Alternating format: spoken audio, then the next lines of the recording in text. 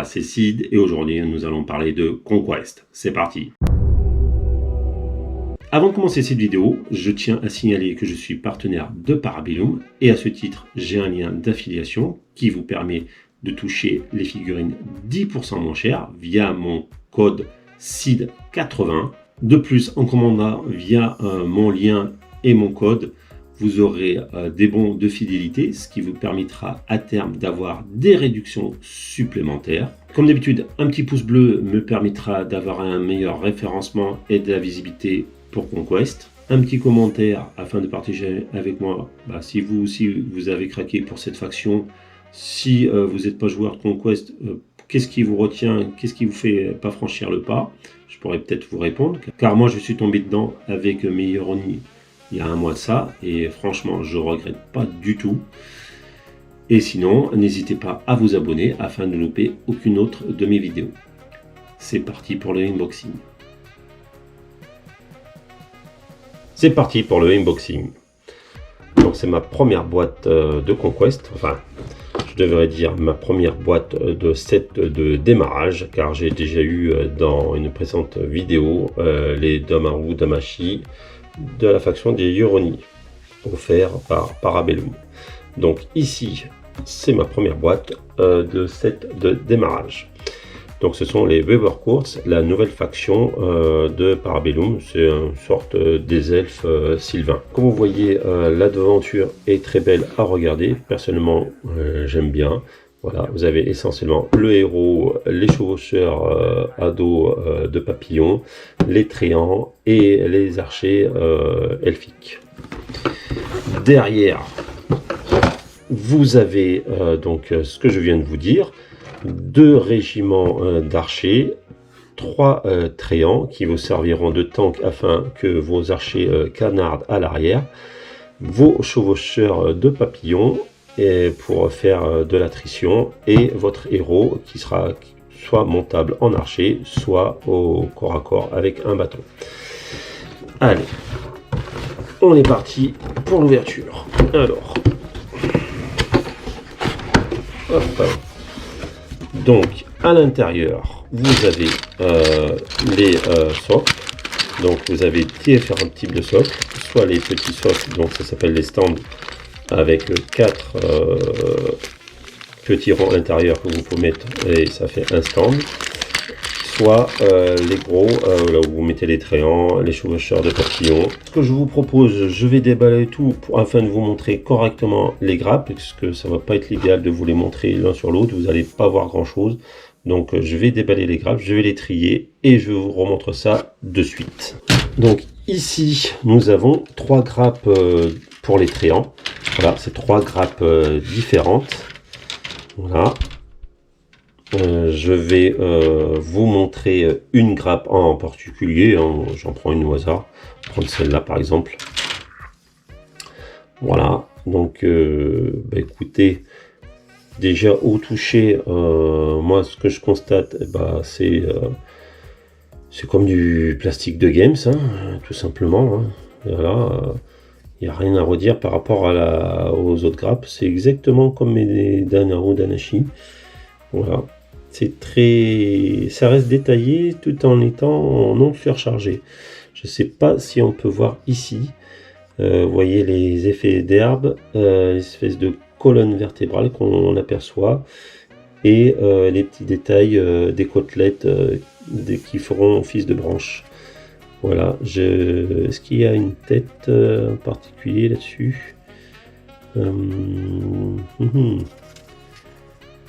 Ah oui, la tête c'est ça, voilà, elle est là. Donc vous voyez, bon, elle est assez grosse quand même, c'est des grosses unités, mais voilà, une tête avec un œil, c'est comme un cyclope. C'est sympa, moi j'aime bien, le plastique est de bonne qualité. Je vais voir la suite. Ici, nous avons 6 grappes pour les unités d'infanterie des archers. Et pareil là, donc là ça doit être un personnage qui doit faire le reste. À voir si je peux intervertir des têtes. des pauses, voilà, afin de varier un petit peu. De ce que je vois, eh bien, écoutez, c'est très fin, très quali, hein, honnêtement.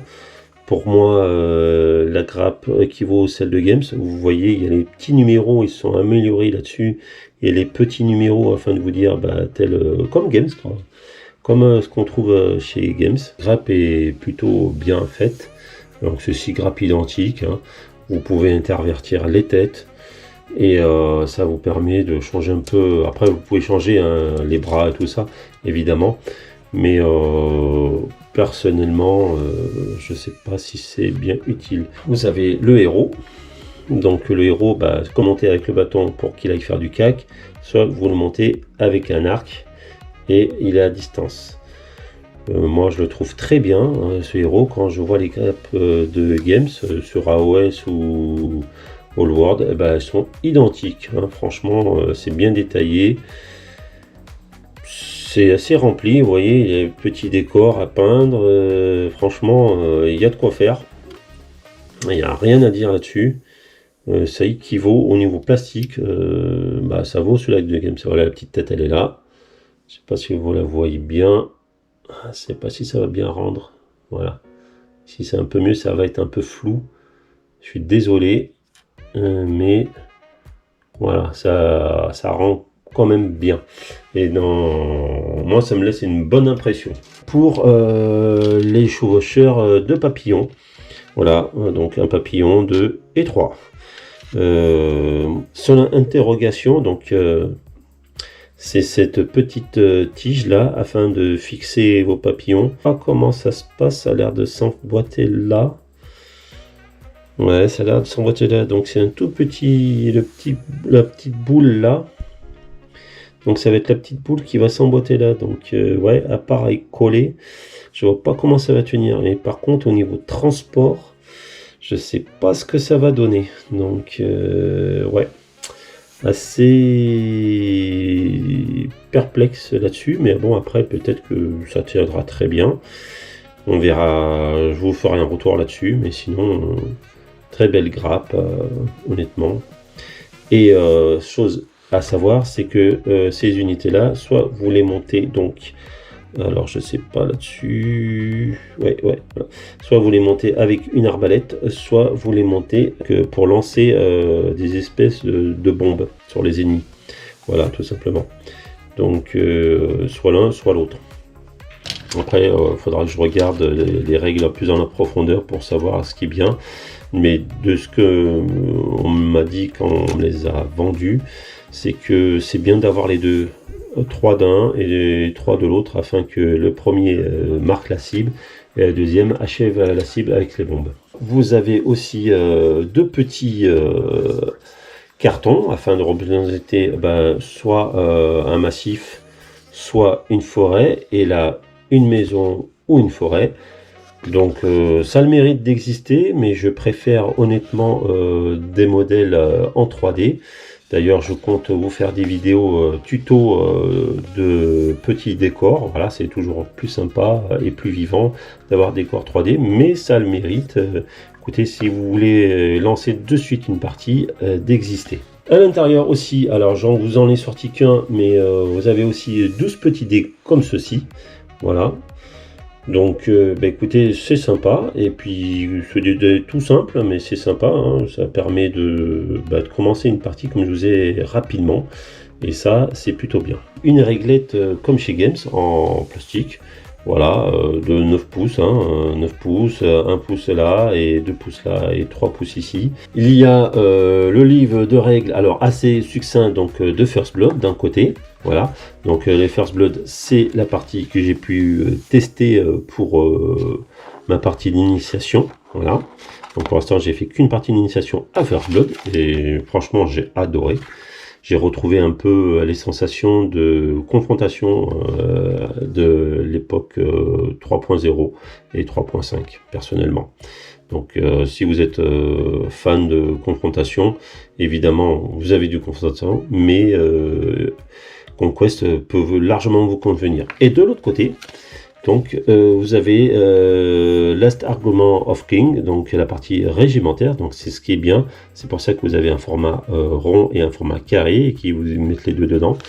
Et là, évidemment, ça se joue avec beaucoup plus de points, et c'est une entrée à la matière, évidemment, des règles, hein. Il n'y a pas toutes les règles.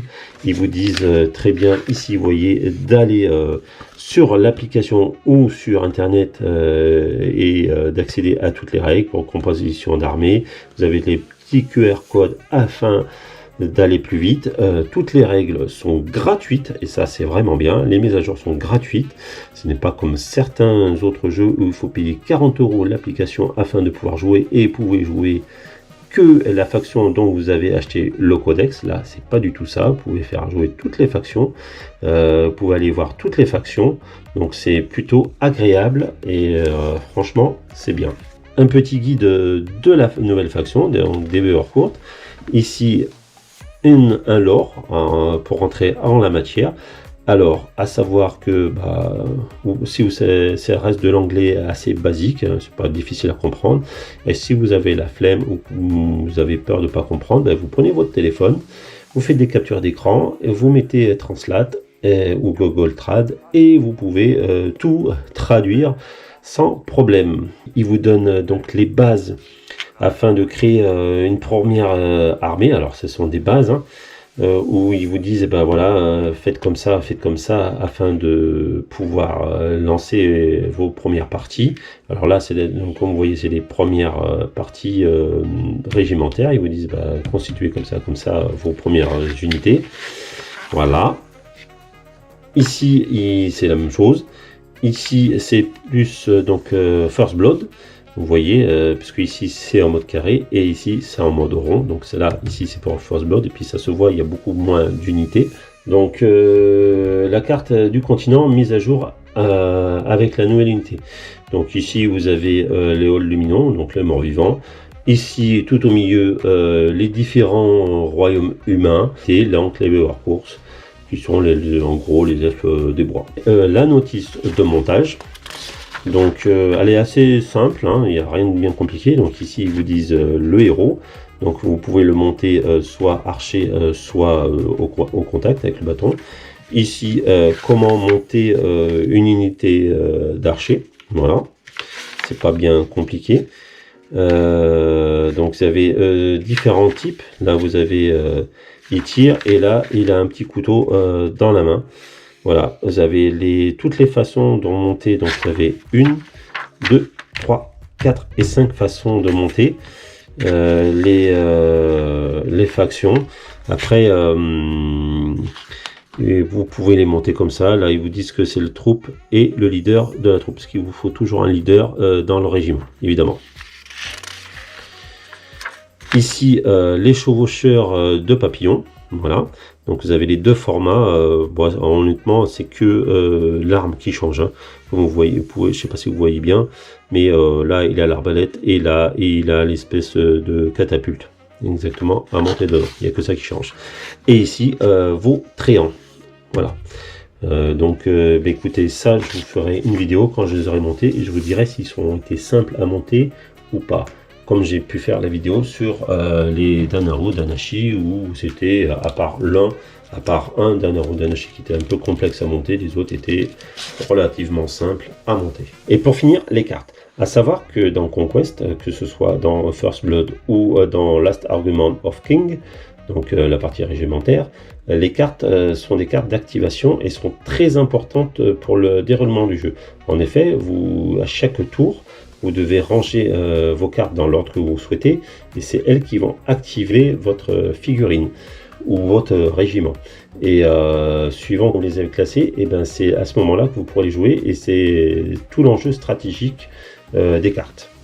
Donc ici, donc je ne vais pas m'amuser à dire le nom en anglais, donc je vais vous laisser regarder les illustrations, mais je vais les commenter quand même. Donc ici c'est le héros, voilà, donc soit à distance, soit au contact, voilà. Donc vous avez un petit QR code qui vous permet d'avoir les caractéristiques de la figurine, voilà, à chaque fois.